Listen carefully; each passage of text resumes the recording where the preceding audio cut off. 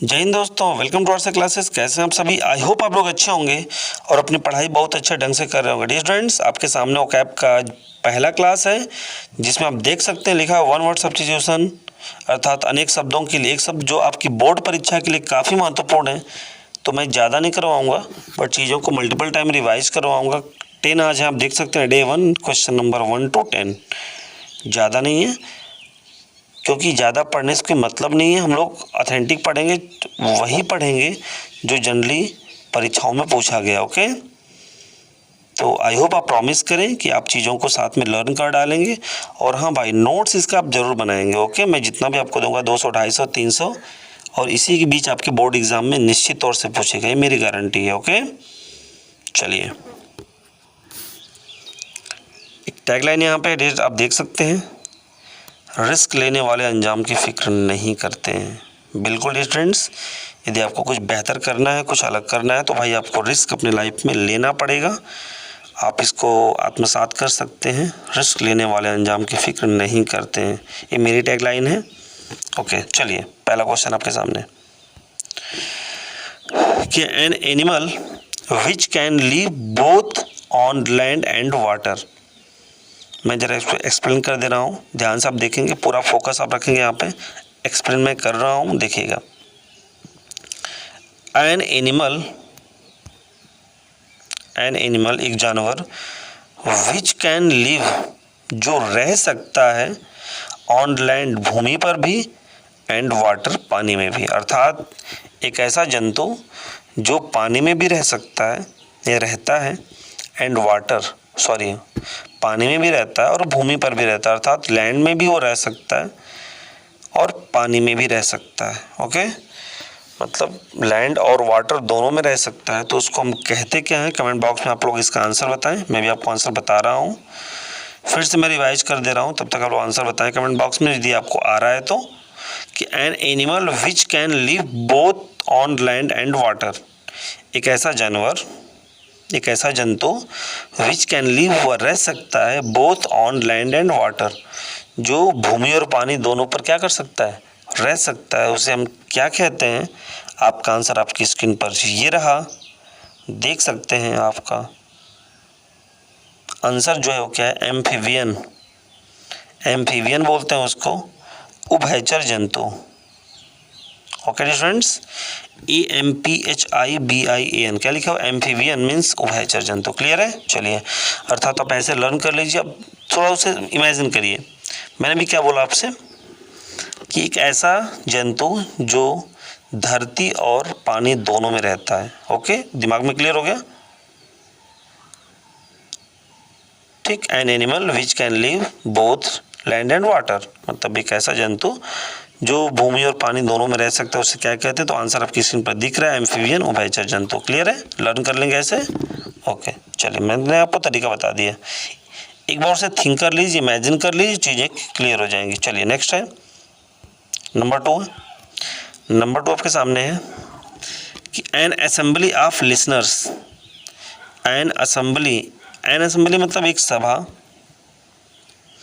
Of listeners सुनने वालों की। एन असेंबली ऑफ लिसनर्स एक सभा सुनने वालों की। एन असेंबली ऑफ लिसनर्स एक सभा सुनने वालों की,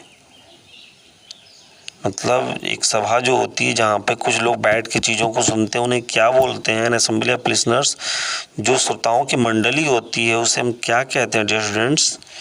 तो हम उसे कहते हैं, देखिएगा आप आंसर, ऑडियंस। मतलब असेंबली में जो लोग बैठ के सुनते हैं ना, उन्हें हम क्या कहते हैं? ऑडियंस, अर्थात श्रोता, सुनने वाले जो लोग होते हैं। तो सुनने वालों की जो सभा है, उन लोगों को हम क्या बोलते हैं? ऑडियंस बोलते हैं, श्रोता बोलते हैं। क्लियर है? चलिए, नंबर 3 पे आते हैं हम लोग। थोड़ा लंबा है बट प्यारा है, देखिए ध्यान से कि a book which blank pages, ध्यान से देखिएगा। अ बुक एक किताब, विथ ब्लैंक पेजेस जिसके पेजेस क्या हो? बिल्कुल ब्लैंक हो। तो स्टोर जहाँ पे रखा जाता है, स्टोर अब जहाँ पे लगाया जाता है, रखा जाता है, मतलब उस पर पेस्ट किया जाता है, लगाया जाता है फोटोग्राफ्स, फोटो को, पिक्चर्स तस्वीरों को, एंड सिग्नेचर्स जो साइन वगैरह हम करते हैं वहाँ पे पेस्ट करते हैं, रखते हैं उसको। अब ऐसी चीज़ों को समझिएगा कि घर में एक ऐसा रूम होता है जहाँ पर हम खाद्य सामग्रियों को, अलग अलग चीज़ों को रखते हैं, एक जगह रखते हैं और हम उसे एक नाम देते हैं स्टोर रूम। देते कि नहीं, बोलिए, देते हैं ना। स्टोर रूम इसलिए नाम देते हैं, कहते हैं स्टोर रूम में चले जाओ, वहाँ पे चीज़ें आपको मिल जाएंगे। दैट मीन्स वो एक ऐसी जगह है जहाँ पर मैक्सिमम चीज़ों को स्टोर करके रखा गया, एक जगह संग्रहित किया गया है, ताकि हमें बार बार चीज़ों को ढूंढने में तकलीफ़ ना हो। तो उसी तरह से एक ऐसी किताब, एक ऐसी बुक है जहाँ पर हम फोटोग्राफ्स को, तस्वीरों को या फिर सिग्नेचर्स को संभाल के वहाँ पर पेस्ट करते हैं और बाद में कभी उसको देखते हैं। ओके, तो ऐसी चीज़ों को हम बोलते हैं। अगर आपको आंसर आ रहा है तो आप कमेंट बॉक्स में बताएं। मैं आपको 2-4 सेकंड का वक्त दे रहा हूँ कि अ बुक, एक किताब, विथ ब्लैंक पेजेस, खाली मतलब पन्नों के साथ, अर्थात उसमें कुछ लिखा गया ना हो। तो स्टोर अप, जहाँ पे रखा जाता है, जहाँ पे स्टोर किया जाता है, पेस्ट किया जाता है फोटोग्राफ्स, फ़ोटो को, पिक्चर्स, तस्वीरों को, एंड सिग्नेचर, और सिग्नेचर को, तो उसे हम क्या कहते हैं? आंसर आपकी स्क्रीन पर ये रहा। उसे हम क्या कहते हैं स्टूडेंट्स? एल्बम। आई होप आप समझ गए होंगे। अब थोड़ा सा देखिए घुमा के है, बट आप चीज़ें समझ गए होंगे। एल्बम में हम क्या करते हैं? चीज़ों को, अपनी यादों को संजो के रखते हैं फोटोग्राफ्स के माध्यम से, फ़ोटो के माध्यम से, या फिर कोई सिग्नेचर वगैरह हमें, जैसे मान लीजिए कहीं पे हम गए हैं, कोई हमारा फेवरेट व्यक्ति है, उसने किसी पेज पे वगैरह पे किसी चीज़ पे साइन करके रखा है, तो हम उसको भी वहाँ लगा देते हैं और जब मौका मिलता है तो हम उसे देखते हैं। ओके, ऐसा है कि नहीं, बताइए, है ना। चलिए नेक्स्ट 4 है आपके सामने, देखिएगा कि स्पेशल वैन, एक विशेष प्रकार की गाड़ी, कैरिंग, जो ले जाती है, ढोती है, द वुंडेड, घायल, एंड सिक पर्सन्स, बीमार व्यक्तियों को। एक ऐसी विशेष गाड़ी, अब भाई बीमार व्यक्तियों को हर, मतलब एक उनकी विशेष गाड़ी होती है ना। अब ऐसा थोड़ा कि हर गाड़ी में उनको लेके जाया जाएगा, क्योंकि हर गाड़ी में लेके जाएंगे तो वैसा ट्रीटमेंट, वैसा इक्विपमेंट उसको नहीं मिलेगा।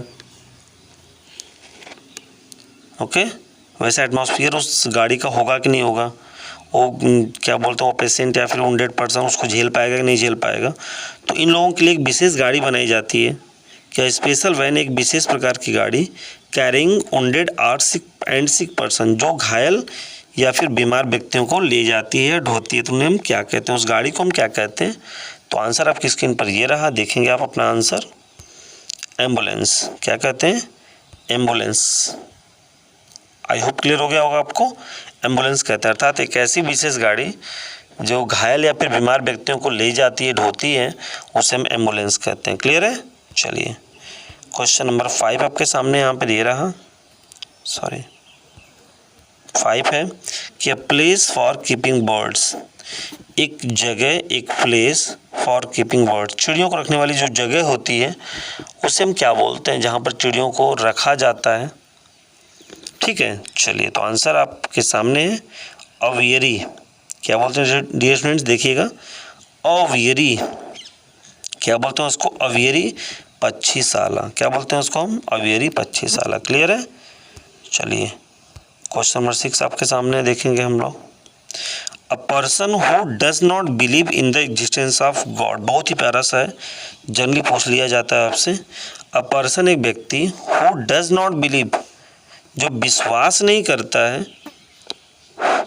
A person who does not believe, जो एक व्यक्ति जो विश्वास नहीं करता है, द एग्जिस्टेंस, अस्तित्व के, ऑफ गॉड, भगवान के। अ पर्सन, आपको देखिए, आपको आंसर आ रहे हैं, आप कमेंट बॉक्स में बताएं, फिर तो मैं सही आंसर बताऊंगा ही आपको। तो अ पर्सन, एक व्यक्ति, हु डज नॉट बिलीव, जो विश्वास नहीं करता है, in the existence of God, भगवान के अस्तित्व पे। एक व्यक्ति जो भगवान के अस्तित्व में विश्वास नहीं करता है, उसे हम क्या कहते हैं? चलिए देखते हैं आंसर हम लोग।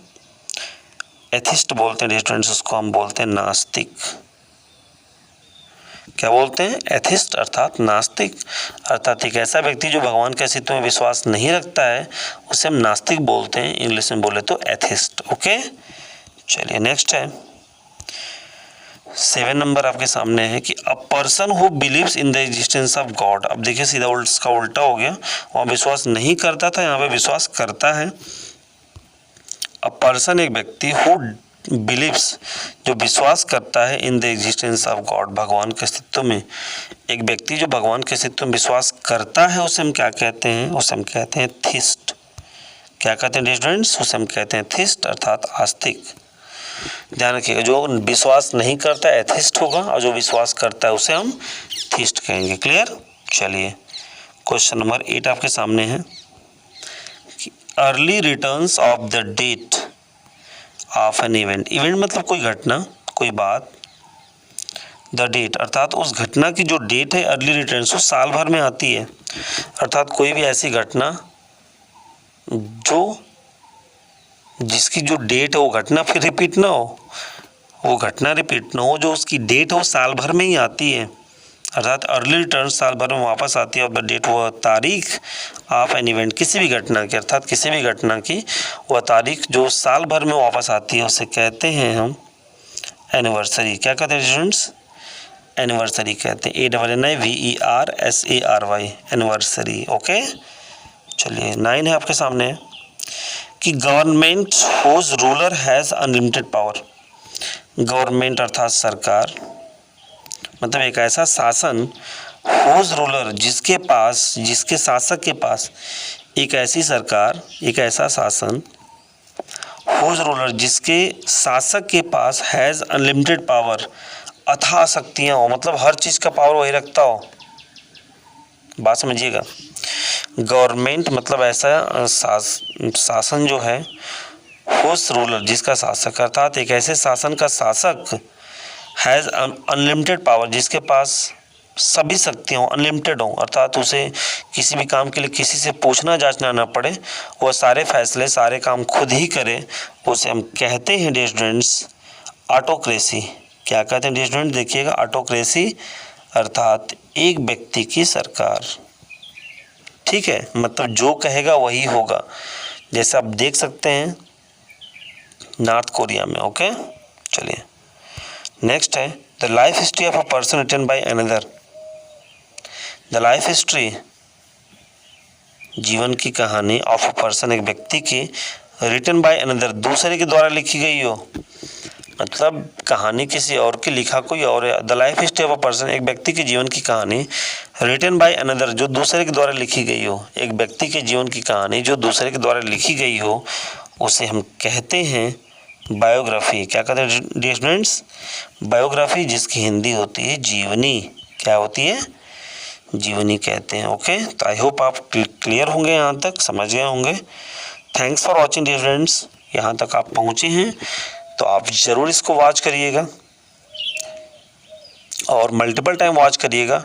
10 ही है, लगातार 1-2 बार रिपीट कर लेंगे, 1-2 बार वीडियो को लगातार देख लेंगे, वीडियो को डाउनलोड करके रख लीजिए। जितनी बार देखेंगे उतना क्लियर होगा। लेकिन मैं आपको लास्ट में कहना चाहूँगा कि नोट्स आप ज़रूर बनाएं। और डियर स्टूडेंट्स, इस वीडियो के बाद, ये तो वीडियो आपकी 2 बजे से चल रही थी, अब आपको एक और प्रैक्टिस सेट मिलेगा रात 8 बजे, तो उसे करना बिल्कुल ना भूलें। मिलते हैं नेक्स्ट वीडियो में, अपना ध्यान रखिएगा। जय हिंद, वंदे मातरम।